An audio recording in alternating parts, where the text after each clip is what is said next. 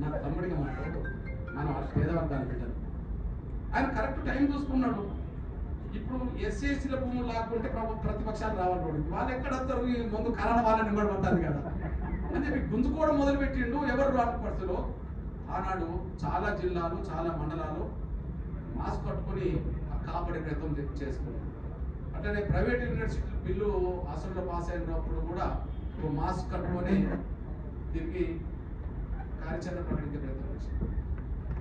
నేను ఇప్పటికీ చెప్తున్నాను, తమ్ముడు, ఈనాటి ప్రభుత్వం ఏదైతే విస్మరిస్తుంది అని మనం అంటున్నామో అది గౌరవ ప్రతిపక్షానికి ఇప్పుడు ఈ గవర్నమెంట్ను నిజంగా ఫోన్లో పెట్టాలనుకుంటే, ఈ గవర్నమెంట్ నిజంగా ఇచ్చిన హామీలు అమలు చేయకుండా దానికి విడుదల ప్రచారం అనుకోవాలి, గట్టిగా నిలదీయాలనుకుంటే, గతంలో కొన్ని మేము పొరపాటు చేశాం, వాటిని మేము సరిదిద్దుకుంటాం. కానీ ఇప్పుడు ప్రభుత్వాన్ని మాత్రం వెంటాడతామని చెప్పి ఒక్క మాట అంటే, నేను కేసీఆర్తో పనిచేస్తా, కేటీఆర్తో పనిచేస్తా, అందరితో పనిచేస్తా. ఇప్పుడు నన్ను ఎవరన్నా అడుగుతారు, ఇప్పుడు రేవంత్ రెడ్డి గారిని ఇది తప్పు చేసి అంటున్నావు కదా, మరి ఆనాడు కూడా నువ్వు దాన్ని ఆపే ప్రయత్నం గట్టిగా చేయాలంటే చేసేంత మరి ఆనాడు కాలమే ఆ కాలం. ఏ కాలం? కరోనా కాలం. నేను ఆనాడి ప్రభుత్వాన్ని మనం తప్పు పట్టాం, ఈనాడు ప్రభుత్వాన్ని కూడా తప్పు పడతాం. ఎందుకంటే మన పేద వర్గాల బిడ్డల భవిష్యత్తు మనం తమను అందరినీ కలుపుకెళ్లే ఉద్దేశం, ప్రభుత్వం మీద నిజంగా యుద్ధం చేసే ఉద్దేశం విద్యార్థుల కోసమే ఉంటే చిన్న ఆత్మపరిశీలన లేదు. గతంలో మా వైపు నుంచి కూడా ఒకటి రెండు విషయాలు చిన్న మిస్టేక్ జరిగింది. అది పేద వర్గాల బిడ్డలు కొంత నష్టం జరిగినట్టే. సార్, ప్రైవేట్ యూనివర్సిటీలో రిజర్వేషన్ వర్తించవు అని చెప్పి ఫీజు రియంబర్స్మెంట్ కూడా వర్తించదని చెప్పి చట్టంలో తీసుకురావడం ఎంత అన్యాయం.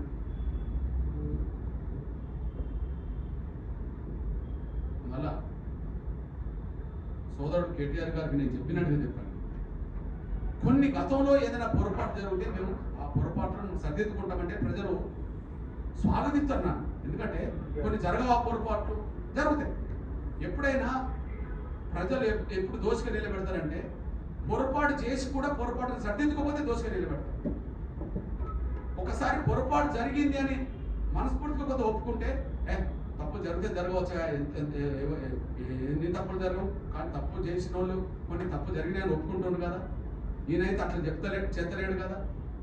అన్నాడు కొన్ని పొరపాటు జరిగితే కొన్ని పొరపాట్లు జరిగినాయని చెప్పి ఇప్పుడు ఒప్పుకుంటున్నాడు కదా. ఈయన కంటే పొరపాటు జరిగిందని ఒప్పుకునేటోళ్ళు మనకు ముఖ్యం, మంచిదే కదా, ఇంకోసారి పొరపాటు జరిగి ఉంటుంటారు కదా అని చెప్పి ప్రజలు మన వెనుక రావడానికి, అందరిని రావడానికి కొంత అవకాశం ఉంటుంది. దయచేసి నేను విజ్ఞప్తి చేస్తున్నా, తమ్ముడు నువ్వు చొరవ తీసుకో. నేను చెప్పినట్టుగా కూడా గౌరవ కేటీఆర్ గారికి నువ్వు చెప్పు, లేదా విద్యార్థి సంఘంలో చర్చించు.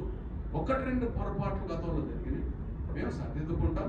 కానీ ఇప్పుడు మాత్రం విద్యార్థులకు, పేద వర్గాల విద్యార్థులకు అన్యాయం చేస్తే మేము సహించమని చెప్పి, లేకపోతే ఏంటంటే ఎదురుదాడి మీకే వస్తుంది. ఎదురుదాడి అప్పుడు మీరేం, ఇప్పుడు మీ ఇద్దరి మధ్యలో కొట్లాట జరుగుతుంది. ఏది ఇప్పుడు నువ్వు ఇది చేస్తున్నావు అంటే అప్పుడు నువ్వు అది చేయలేదా అంటాడు. కానీ ఇప్పుడు ఈ అంశాలన్నీ మూడోకి పోయి, లేవనెత్తాల్సిన అంశాలన్నీ పక్కకు పోయి,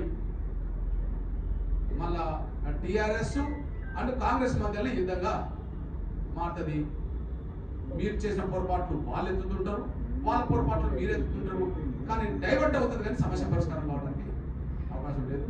ఎక్కడో ఒక దిక్కు మనం చిన్న పొరపాటు జరిగిందంటే, ఆ పొరపాటు జరిగింది నిజమే, దాని భవిష్యత్తులో మేము సరిదిద్దుకుంటామని చెప్పడం ద్వారా, ఇప్పుడు విద్యార్థి లోకానికి అన్యాయం జరగకుండా చూసే బాధ్యత ప్రతిపక్ష పాత్ర పోషిస్తుందని చెప్పడం ద్వారా అందరం కలిసి పనిచేయడానికి అవకాశం ఉన్నది.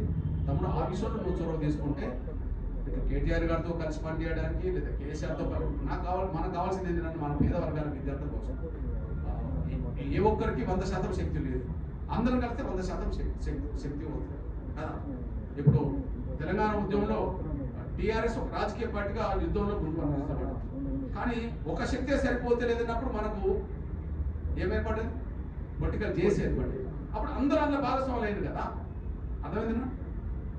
ఎంత కాదనుకున్నా టీఆర్ఎస్ శక్తి టీఆర్ఎస్, ఎంత కాదనుకున్నా ఎంఆర్పీఎస్ శక్తి ఎంఆర్పీఎస్, ఎంత కాదనుకున్నా వామపక్ష విప్లవ శక్తులు వాళ్ళు, ఎంత కాదనుకున్నా ఎవరి శక్తి వాళ్ళకు ఉంటారు. కానీ ఒక లక్ష్యం కోసం అందరం కలిస్తే 100% శక్తి ఉంటుంది. పొలిటికల్ చేసి ఏర్పడే తెలంగాణ ఆ కోణంలో మనం సాధించే ప్రయత్నం చేసాం, సాధించుకోగలం.